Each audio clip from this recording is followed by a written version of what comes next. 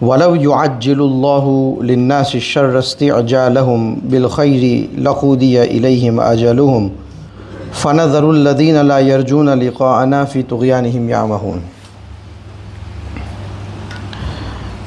Allah Tabarak wa Ta'ala says that if I had to respond to your du'as which came out from your mouth out of anger, compared to the du'as which came out for your well-being and for the solution to your problems, then all of you would have been doomed and destroyed by now.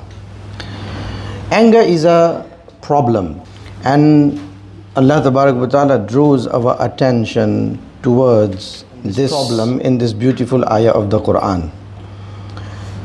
Allah Tabarak wa Ta'ala says that du'as, you should be very careful what comes out from your mouth, especially when you are angry. Nabi Akram sallallahu alaihi wasallam have mentioned that there are 3 du'as that are answered by Allah Tabarak wa Ta'ala, and Allah Tabarak wa Ta'ala accepts it straight away.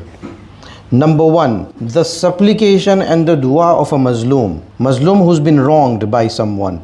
When you have done something wrong to someone, and if something comes out of that person's heart, Allah accepts it straight away.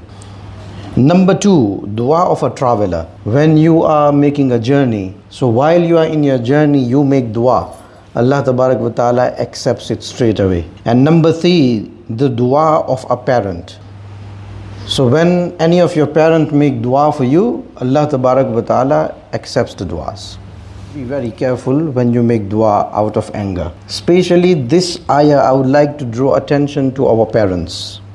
Sometimes out of anger, we curse our children. This will happen to you, that will happen. Don't worry, you will also have your children, and the way you are doing to me, they will do to you. May Allah do this to you, that to you. You didn't listen to me, your children won't listen to you. What comes around goes around. All that sort of cursing that we do to our children, we must refrain ourselves. There is a hadith where it is narrated by Hazrat Jabir that once we were traveling with Rasulullah sallallahu alaihi wasallam, and there was a camel, and we were 7 to 8 Sahabas who were taking our turns on that camel. So one would sit on the camel, they will ride the camel for a while, and then afterwards another Sahabi would take the turn, and that's how we were taking our turns on this camel until Ansari, a resident of Medina, his turn came, and for him to sit on the camel had to sit down. So he sat on the camel, and then camel was taking a little time to get up. So this came out from his mouth that the lanat of Allah goes on you. Why are you not getting up? So Rasulullah sallallahu alaihi wasallam says that who is this who is cursing an animal? So then that Sahabi said, Ya Rasulullah, it was me. So Nabi Akram sallallahu alaihi wasallam said, get down from that animal and do not let an animal accompany us which is cursed.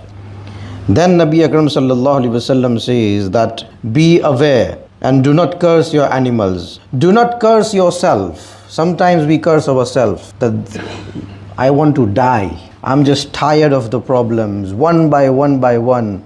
Allah gives me death and I'll be okay, peaceful. It happens. We say this to ourselves. So we shouldn't say that. Rasulullah sallallahu alaihi wasallam then says that do not curse your children. Be careful with your children. They are an amana Allah has given to you. So look after them with responsibility, and do not curse them.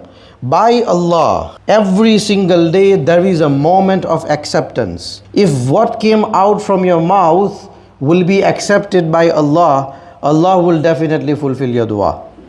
And then you will regret later on.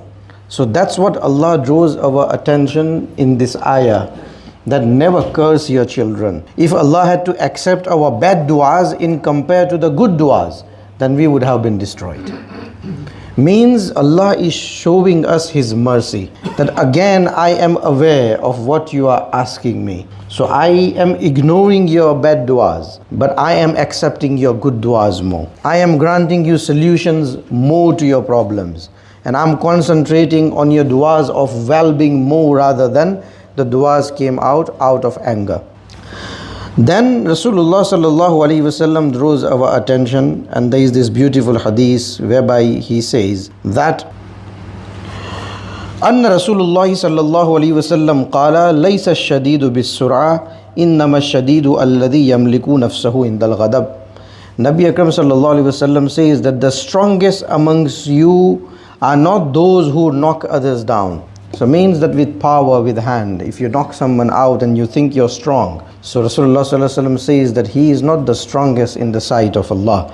The person who controls himself when he is angry in the sight of Allah, he is the strongest person. So again, Rasulullah sallallahu alaihi wasallam invites us to control our anger, advises us to make sure that when we are angry, don't say anything. Hadith, Rasulullah sallallahu alaihi wasallam says, when you are angry, stay silent. You don't say anything. Eat everything. Don't say a single word. Then a Sahabi replies, Ya Rasulullah, what can we do if the anger is out of control and I just can't hold myself? Nabi Akram sallallahu alaihi wasallam said, if you are standing, then sit down, and if you are sitting down, then have some water. Allah has granted blessing in the water which will cool you down. So water is a blessing. You can always keep a bottle with you. Not in Ramadan though, but water can play a big part. Drink water when you are angry. Sit down if you're standing. These are the advices of Rasulullah sallallahu alaihi wasallam. Control your anger. Be careful what you say, when you say, who you say to, because this can all make a difference. And if something comes your way, then do not curse or blame someone else, but blame yourself. So this little advice goes to our parents, to be very careful what we say, to our children, and we should never curse an animal, and we should always look after the rights of others, and we should act upon these beautiful teachings of Quran. I pray, may Allah Tabarak wa Ta'ala grant all of us tawfiq and hidayah. There are many more beautiful ayats that comes across in Surah Yunus. Allah Tabarak wa Ta'ala talks about the attitude of a person in the very next ayah, that when he is in need, then he comes crawling to me. If he is sitting or if he is sleeping or whatever position he is in, he will remember me. He will ask me. Even if he is lying down, that tension, that pressure, it will keep me in his mind and in his heart. The time I listen to his du'as and I grant solution to his problem, he even forgets that he remembered me.